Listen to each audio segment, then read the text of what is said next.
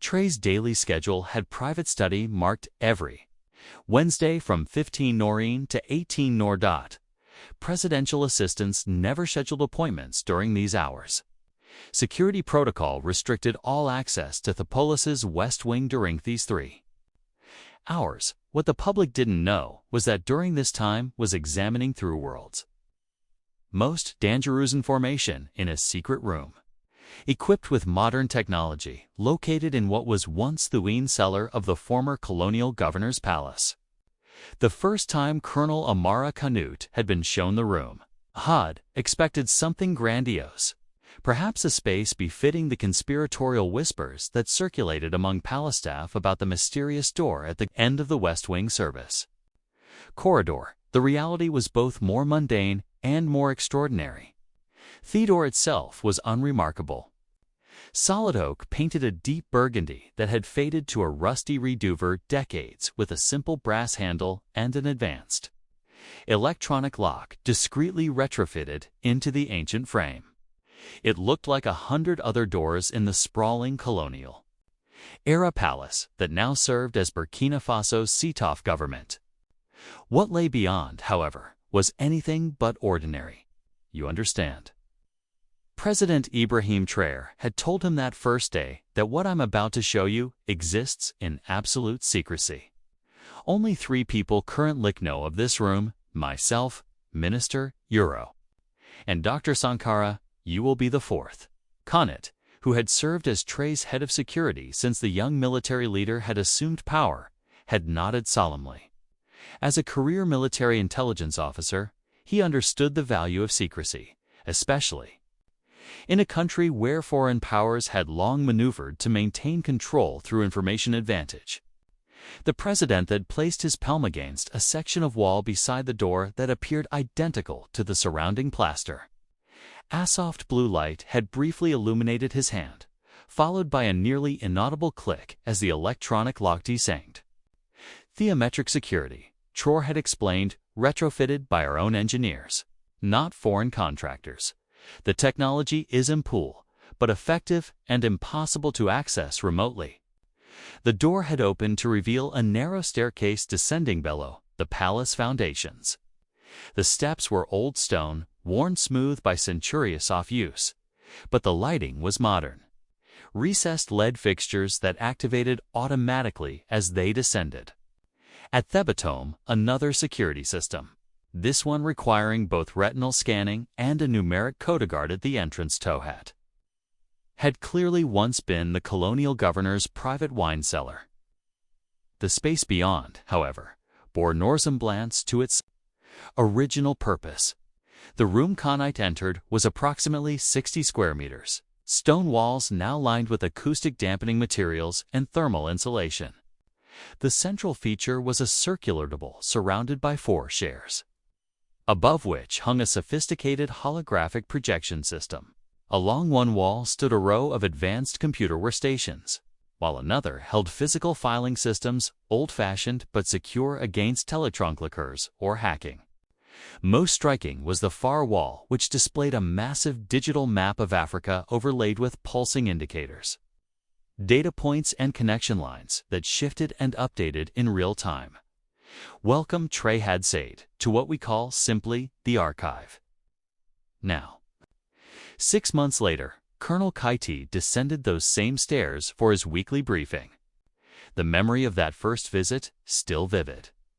Each Wednesday, he joined the president and the other 2 authorized personnel, Foreign Minister Ouedraogo and Aminata Sankara, the brilliant young historian who had first discovered the documents that led to the creation of this facility. That transformation of this ancient wine cellar into a high-tech intelligence center had been accomplished with remarkable secrecy. Rather than bringing in foreign contractors who might have ties to Western intelligence services, Traoré had assembled a small team of trusted Burkina Faso engineers. They had worked during a carefully orchestrated renovation of the palace, a project that provided cover for the extensive modifications. Most ingenious was the power and data infrastructure completely independent from the palace's main systems. Thirchiv had its own power generation, air handling, and communications capabilities, making it functionally a self-contained facility within the larger structure. This independence ensured that no unusual patterns in power consumption or data traffic would betray its existence. As Cannonade entered, he found other three already present. Traoré stood studying the digital map while Dr. Sankara worked at one of the computer stations. Minister Arago sat at the central table reviewing physical documents. Colonel Traoré acknowledged him with a nod. "You're just in time. Dr. Sankara has made a breakthrough in the Marseillaise archives." Dr. Sankara, no relation to Thomas Sankara, Burkina Faso's revolutionary leader, assassinated in 1987, though she had been named in his honor, turned day from her workstation at 32. She was younger than most high-level government advisors, but her expertise in colonial eradicumentation and digital archaeology had made her invaluable to Traoré's project. "I've managed to decrypt an author section off directive files," she said, activating the holographic display above the central table. "These documents date from 1978-1982, the transitional period when physical resource control was being converted to financial control mechanisms." The holographic display showed scanned images of documents bearing the letterheads of various Western financial institutions, government departments, and corporations. Sections of text where highlighted connections between documents, illustrated with glowing lines. The Resource Continuity era, Minister Ouedraogo explained for Canada's benefit, was the classified Western strategy to maintain control of African resources after formal decolonization. Phase 1 was direct colonial control. Phase 2, waste. Installation of compliant governance.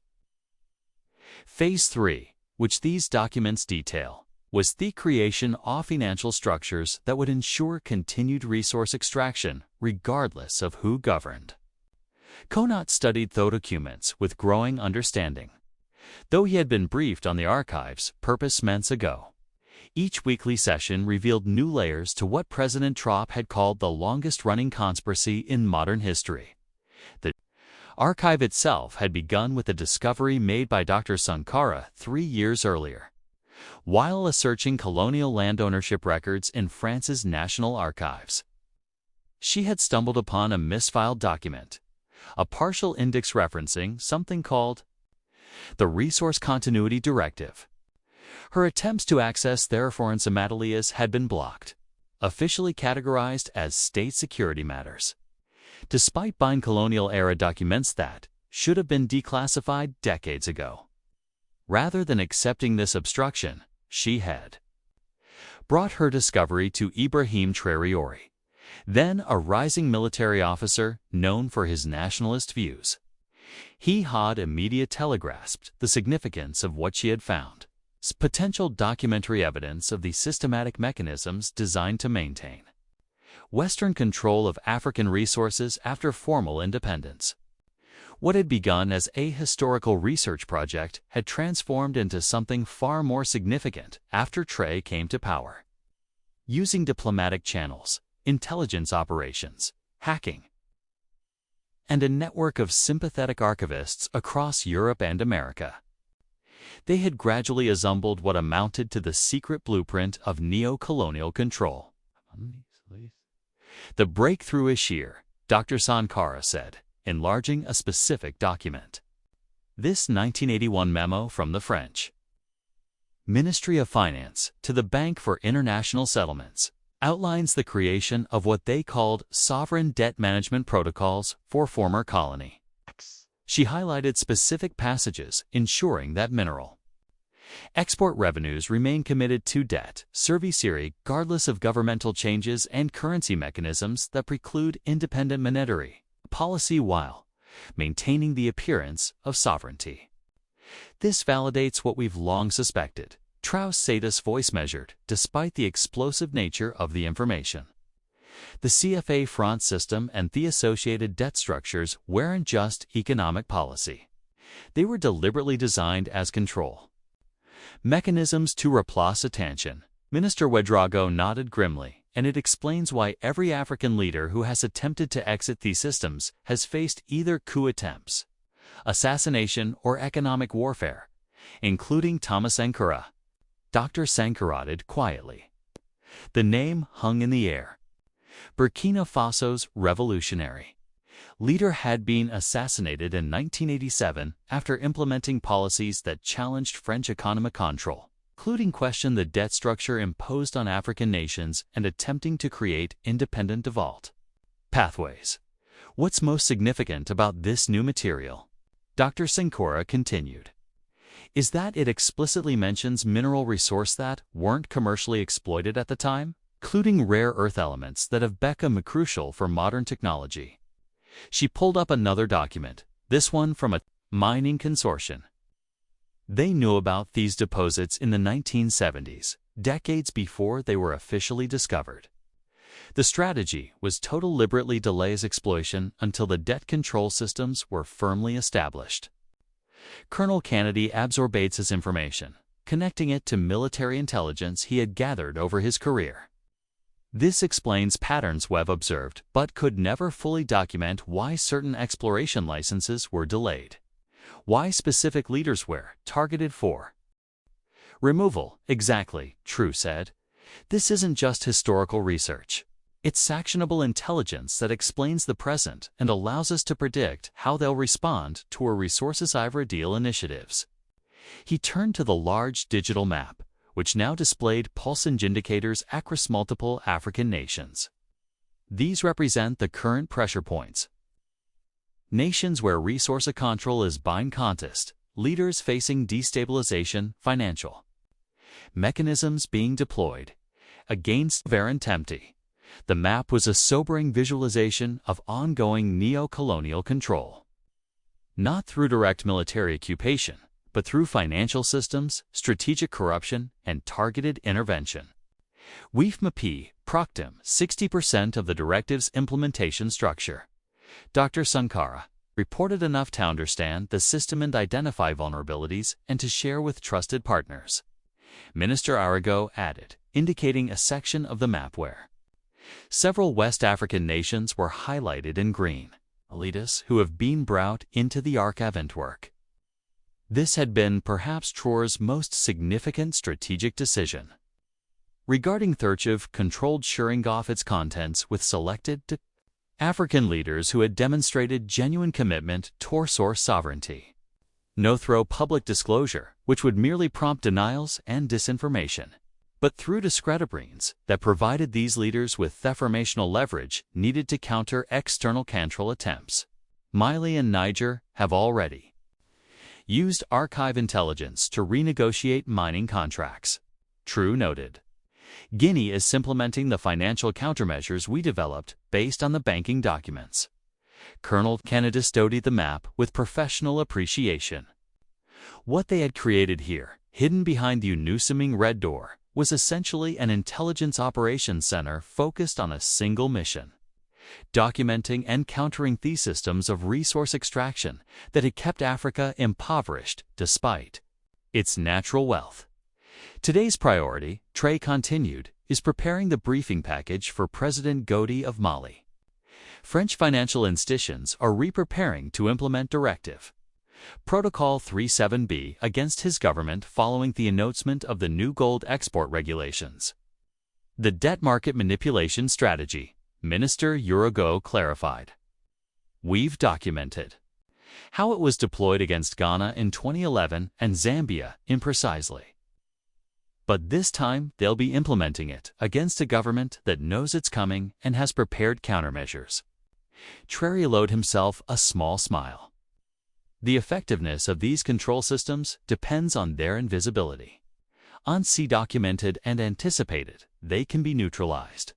For the next 2 hours, the small team worked methodically analyzing documents, updating the surveillance map, preparing briefing materials, and disqueezing counters more anticipated control attempts. The work was meticulous and often technical, involving financial regulations, resource contracts, and diplomatic leverage. Points. As they worked, Colonel Canot reflected on the extraordinary tour of what they were doing. The archive represented something unprecedented in post-colonial Africa, a systematic effort to document and counter the very mechanisms designed to perpetuate texternal control while maintaining the illusion of independence. Most revolutionary of all was the approach, not public initiations or ideological declarations, but quiet, methodical intelligence work that gave African letters the informational advantage they had long been denied. Traoré circled the holograph display. Studying a particularly complex network of financial institutions and corporate entities that functioned as intermediaries in mineral export arrangements. The pattern is consistent across multiple countries, he observed. Financialism's structured tones, revenue diversion, regardless of the contract terms, negotiated by national governments, Dr. Sankara did. What's remarkable is how standardized these systems are. The same models implemented in different resource sectors, different countries by different colonial powers. It suggests coordination at a level by individual governments or corporations. The Bank for International Settlements, Minister Yoriogo, suggested. These documents repeatedly reference Basel protocols for resource-backed financial instruments, which will explain why attempts to renegotiate with individual Western governments or corporations have historically failed. Traoré added, the control systems transcend national borders. They're embedded in the international financial arc-list. This realization had profound implications for resource sovereignty efforts. African nations couldn't simply renegotiate with former colonial powers.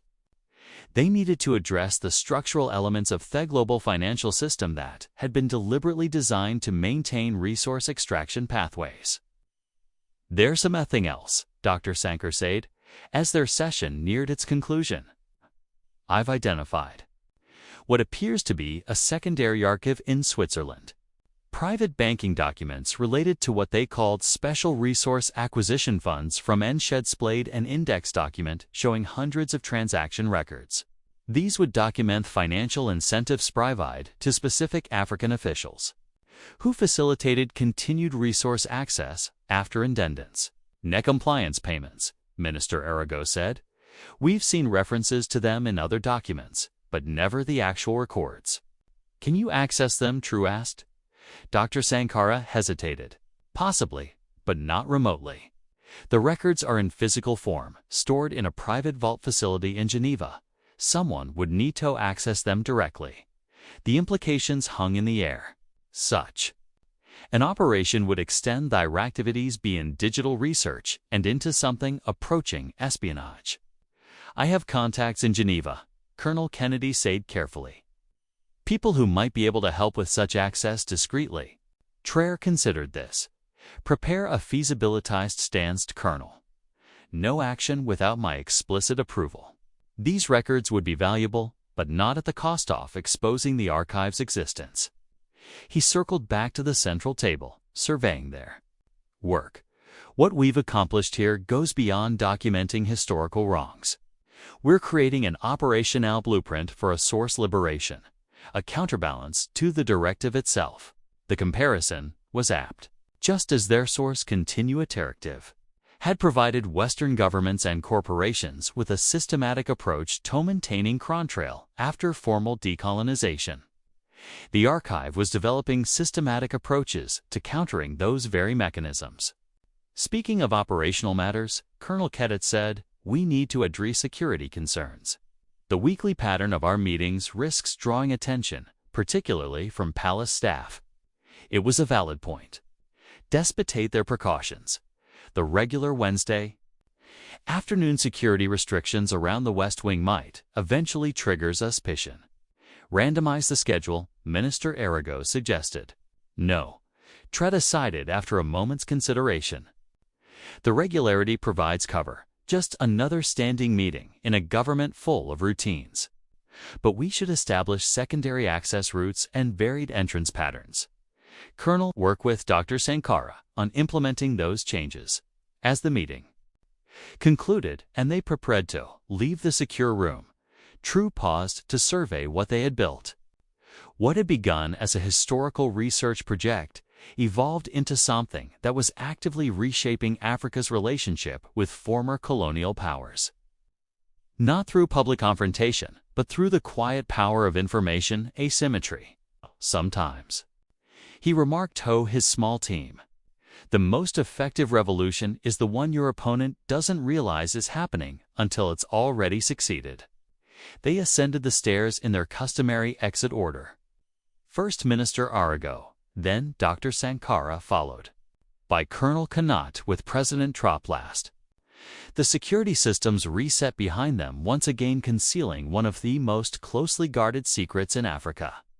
Behind an unassuming red door in an old colonial palace, what none of them realized as they returned to their public duties was that the archive secrecy had already been compromised, not through high-tech surveillance or intelligence leaks, but through the simple curiosity of a junior maintenance worker who had observed their weekly pattern and grown suspicious.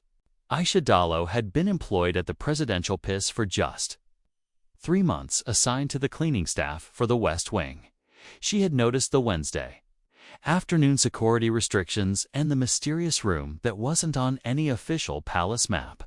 More significantly, she had said something none of the archive's sophisticated security measures had been designed to detect: the subtle changes in temperature and humidity in the service corridor caused by the hidden room's environmental current systems. This observation might have meant nothing to an ordinary cleaner, but Aisha was far from ordinary. Before taking the palace position, she had completed 3 years of studies in geological engineering at University of Ouagadougou, specializing in resource detection and extraction technologies.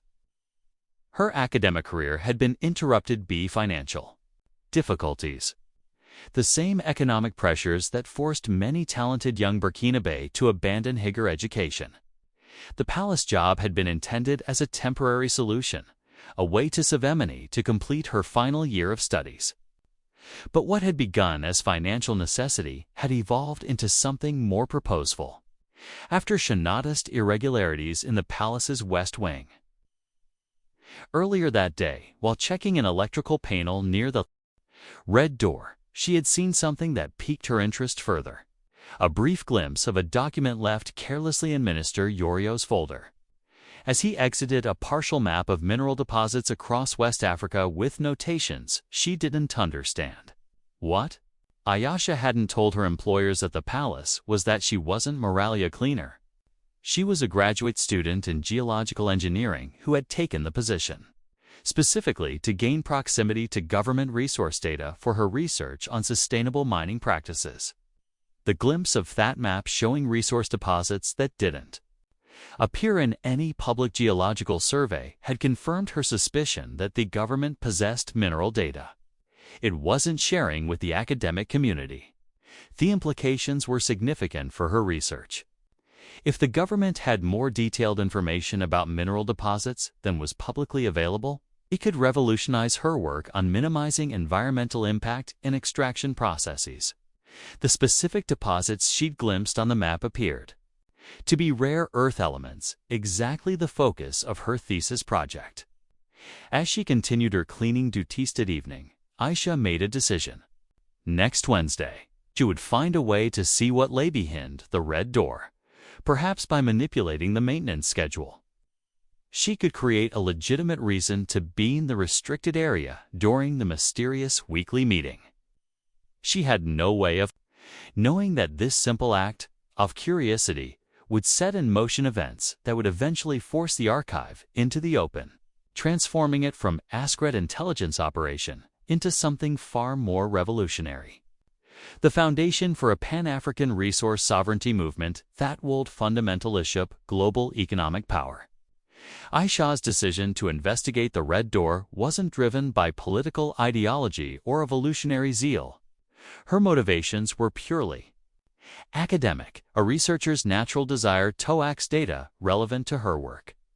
Yet, in a world where information about Africa's resources had been deliberately controlled for centuries, even this innocent curiosity represented a profound challenge to established power structures. As she finished her shift and left the palace, Grounds Aosha's mind was already formulating a plan to access the mysterious room. Shahad noticed that the security systems required biometric authentication, something she couldn't possibly fake. But perhaps there were other vulnerabilities, other ways to glimpse what happened behind third door. What she didn't realize was that her growing interest in the West Wing had already been noted palace security systems sync lead, movement tracking and behavioral analysis designed to identify unusual patterns among staff, a ceaseless repeated presence near the red door during cleaning rounds, her lingering near air vents, her inspection of electrical panels. All had generated low-level alerts in the security system. These alerts hadn't yet reached human view, but they were accumulating in the system, gradually building a pattern that would eventually trigger notification to Colonel Kanasai's security team. It was a race between Aisha's curiosity and the palace's security algorithms, a race that would ultimately determine whether the archive remained secret or became public knowledge. Meanwhile, in his private office, President Ibrahim Traoré reviewed the day's archive session notes, already planning the next phase of what he had come to think of as Africa's most important intelligence operation. An operation based not on gathering secrets, but on exposing the most damaging secret of all. The detailed blueprint of how the illusion of post-colonial independence had been constructed to mask continued resource extraction. Thurchiff's work extended far beyond documenting historical injustices. It was actively mapping current contra-mechanisms, developing contra-sem, and creating financial and legal tools that African nations could use to regain one's sovereignty over their resources. Most significantly, it was building a network of informed leaders across the continent. Leaders who understood not just that they were being exploited, but exactly how that exploitation was structured and maintained. This knowledge was transformative, shifting the power dynamic between Afrikango friends and their former colonial partners. The Red Door kept this work hidden, not just from foreign intelligence services, but from the Burkina Faso people themselves. A necessary secrecy that sometimes tries conscience, but which he considered essential until the work was complete enough to withstand the international response its revelation would provoke. One day, he murmured to himself, the Red Door will open for all to see, but not yet. Not until we've documented enough of the system to ensure it can never be built. A day will come sooner than he anticipated, catalyzed by the curiosity of a cleaner with a geologic engineering degree, and a determination to understand what her country's leaders were hiding about the wealth beneath their soil. A collegiate of secrecy and curiosity that would eventually transform the archive from Burkina Faso's most closely guarded secret into Africa's most powerful tool for resource liberation. As he closed the file containing Thurchiff's late findings, Traoré reflected on the historical irony of their work. The wine cellar, where they now documented meshes of neo-colonial control, had once stored fine wines, imported from France for the colonial governor's pleasure. Wines produced from grapes grown on lands worked by African laborers, then shipped to Africa to be consumed by European elites who administered the extraction of African resources. The circular nature of this exploitation, Africans producing luxury goods they couldn't afford, which were consumed by Europeans overseeing the extraction of African wealth, embodied the very systems the archive was now documenting and countering. That through work of liberation was occurring in a space originally designed to store the symbolic fruits of this exploitations, fitting to Traoré. History had a way of coming full circle, of transformative change, merging from thievery structures, built to prevent it. What remained to be seen was whether the archive's work would remain hidden behind the Red Door long enough to reach its full potential, or whether Aisha Dio's curiosity would expose it prematurely before its protective network was strong enough to withstand the inevitable backlash from Thazwo's power he threatened. This tension between necessary secrecy and the public's right to know Between strategic patience and urgent action had defined liberation struggles throughout Africa's history. Now, it would determine the fate of perhaps the most significant liberation effort of all, the fight to reclaim not just political independence, but the economic sovereignty that made such independence meaningful. As night fell over Ouagadougou, the Red Door stood silent in the palace's west wing, its secrets temporarily secure. But the forces that would ultimately force Etopen were already in motion.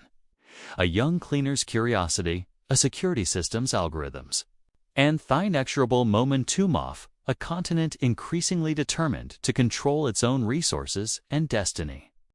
The coming week would determine whether the archive remained Burkina Faso's most closely guarded secret or became the catalyst for Africa's most profound economic transformation since independence. I've identified what appears to be as a Condry archive. In Switzerland, private banking documents related to what they called Special Resource Acquisition Funds from 19 sheds played, an index document showing hundreds of transaction records. These would document financial incentive provide to specific African officials who facilitated continued resource access after independence, compliance payments. Minister Ouedraogo said, "We've seen references to them in other documents, but never the actual records." "Can you access them?" Traoré asked. Dr. Sankara hesitated. "Possibly, but not remotely. The records are in physical form stored in a private vault facility in Geneva. Someone would need to access them directly." The implications hung in the air. An operation would extend the activity to spion digital research and into something approaching espionage. "I have contacts in Geneva," Colonel Kanade said carefully. "People who might be able to help with such access discreetly." Traoré considered this. "Prepare a feasibility stance, Colonel. No action without my explicit approval." These records would be valuable, but not at the cost of exposing the archive's existence. As the meeting concluded and they prepared to leave the secure room, Traoré paused to survey what they had built. What had begun as a historical research project had evolved into something that was actively reshaping Africa's relationship with former colonial powers. Not through public confrontation, but through the quiet power of information asymmetry. Sometimes, he remarked to his small team, "The most effective revolution is when your opponent doesn't realize it's happening until it's already succeeded." They ascended stairs in their customary exit order. First Minister Euro, then Dr. Sankara, followed by Colonel Kate with President Traoré last. The security systems reset behind them, once again concealing one of the most closely guarded secrets. In Africa Bend, an unassuming red door in an old colonial palace. What none of them realized as they turned to their public duties was that the archive's secrecy had already been compromised.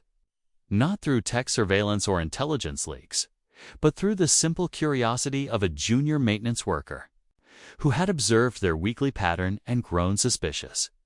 Aisha Dilo had been employed at the presidential palace for just 3 months. Assigned to the cleaning staff for the West Wing, she had noticed the Wednesday afternoon security restrictions and the mysterious room that wasn't on any official palace map.